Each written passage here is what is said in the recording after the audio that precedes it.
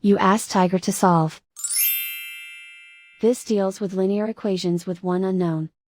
The final result is r equals 12/13. Let's solve it step by step. Group all r terms on the left side of the equation. Add 3r to both sides. Group like terms. Simplify the arithmetic.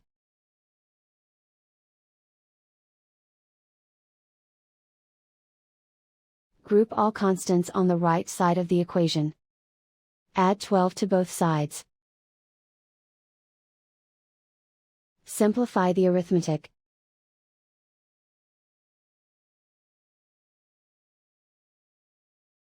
Isolate the r.